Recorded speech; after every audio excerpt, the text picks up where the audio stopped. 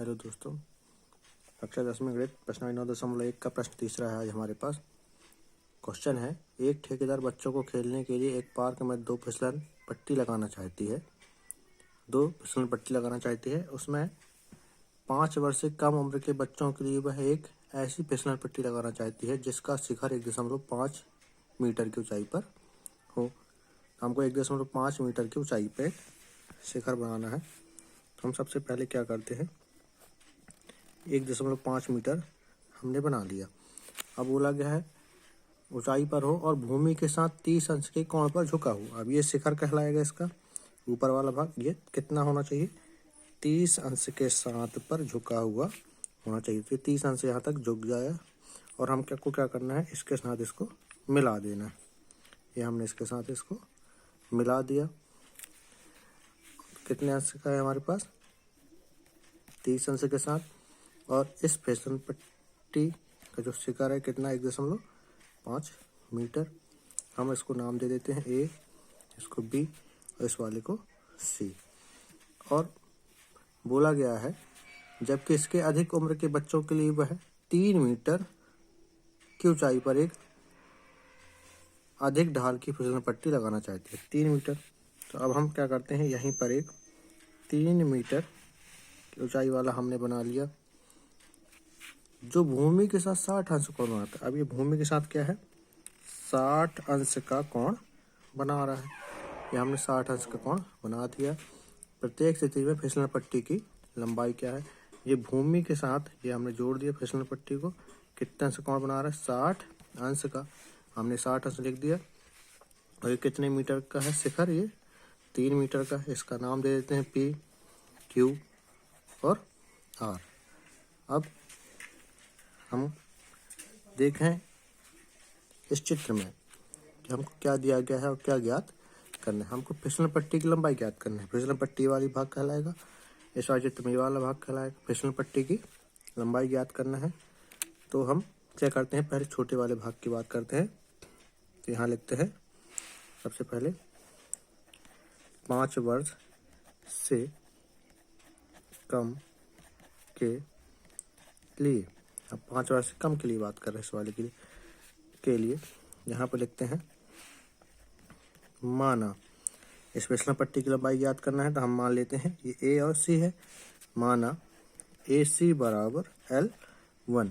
हमने इसकी लंबाई कितनी मान ली, L1 मान ली, हमने लिख दिया ए सी बराबर L1। तो अब आप चित्र में देखें, आपको इसका मान ज्ञात करना है। ये कोण दिया गया है, थीटा का मान 30 अंश और यहाँ पर दिया गया 1.5। तो हम जानते हैं कोण के सामने वाला भाग लंब कहलाता है। ये लंब हो गया और ये कर्ण। तो आपके पास लंब दिया गया है, कर्ण ज्ञात करना है। तो हमको मालूम है कि साइन का सूत्र होता है लंब बटे कर्ण। तो हम इसमें लगाते हैं, इस वाले में साइन। हम कौन से कोण की बात करें, सी कोण की। ए सी बी लिखेंगे, ए सी बी बराबर साइन बराबर क्या होता है, लंब बटे कर्ण। लंब का मान कितना हो गया हमारे पास, ए बी, और कर्ण का मान हो गया कितना हमारे पास, ए सी। ए बी बटे ए सी। तो हम साइन को साइन ए सी, सी कोण का मान कितना हमारे पास 30 अंश, 30 अंश बराबर ए बी का मान कितना हमारे पास क्वेश्चन में 1.5 और ए सी का मान हमने अभी माना है कितना, L1 हमने लिख दिया।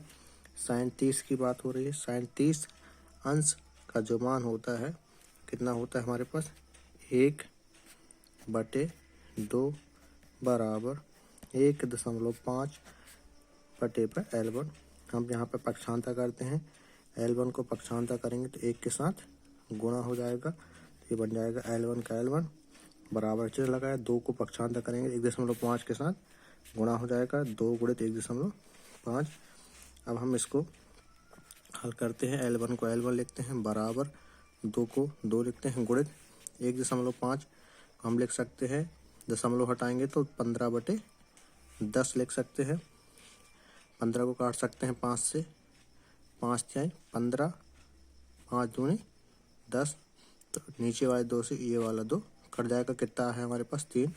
तो हमारे पास L1 बराबर आ गया कितना, 3 मीटर। मतलब हमारे पास इस छोटे वाले जो बच्चों के लिए बन रहा था उसकी लंबाई हमारे पास कितनी आ गई, 3 मीटर। अब हम दूसरे वाले की बात करें, मतलब 5 वर्ष से अधिक वालों के लिए हम लिखेंगे यहाँ पर 5 वर्ष से